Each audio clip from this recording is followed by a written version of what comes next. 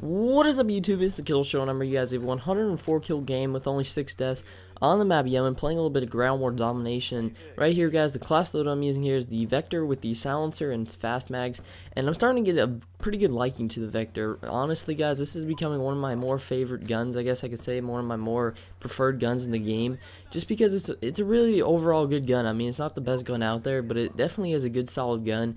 I mean, the thing that makes it so good is really the low amount of recoil. This thing is pretty much a laser, which makes it really fun and easy to use. So if you guys haven't used it, definitely give it a try. The perks I'm also using, of course, are Ghost Hardline, Scavenger Attack Mask, just in case you guys don't know by now. But as I was saying, guys, this thing, even though it takes so many bullets to shoot and just kill a guy with, it can feel like quite a bit. You know, the good thing about it is it has that low amount of recoil. It has a pretty good clip size, so, you know, you can spit some bullets into guys. It's just a really good overall gun, and definitely a good gun to rush with. And I think I'm going to give a few rushing tips, you know, just how to rush effectively, especially in Black Ops 2, because this is definitely, I feel like, more of a rushing game, because you don't have stuff like Dead Man's Hand, you know, Marty Dom, anything. I mean, there are certain things which can slow down your rushing, like head glitchers or guys sitting in the back of the map, but that's going to be in every Call of Duty. I mean, there might be a few more head glitches in this game than normal, but what you have to do is you have to effectively evade those. That's what's going to make you a good rusher and a good player.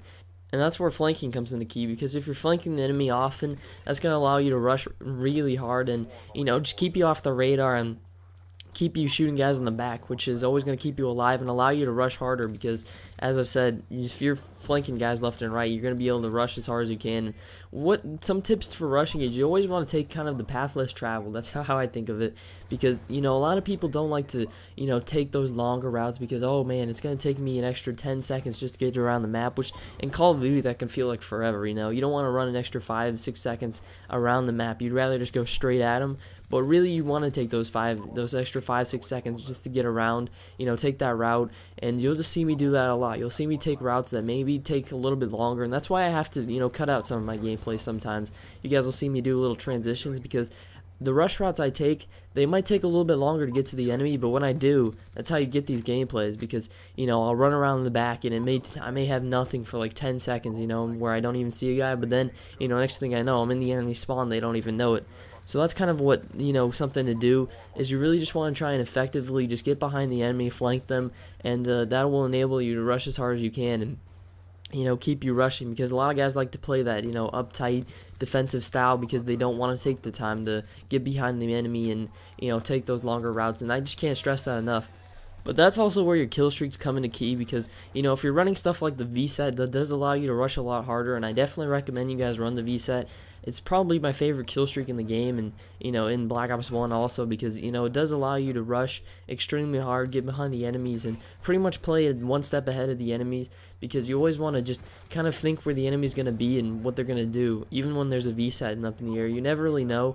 And whenever there's a VSET up against you guys, you know, what you want to do is you always want to do something just crazy and stuff you wouldn't normally do, because there's so many times where some people will, like, they'll get a VSAT because my teammates are terrible, and I'll still get like my own VSAT in Dogs and Swarm, because I just do stuff that, you know, isn't predictable, isn't easy to know what's gonna happen, because, you know, they might think, oh, he's gonna turn this corner, I can see it, but instead, you know, I'll wait back, or I'll take a different route, and the next thing you know, I'm behind them even when they have a VSAT up in the air, because not everybody's the smartest at this game, and becoming smart at the game really just comes with practice. That's all it is.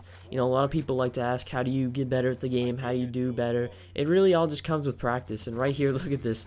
I catch them all spawning, and see, this is where flanking and rushing comes into key. I catch like 5 of them spawning, pick them all off.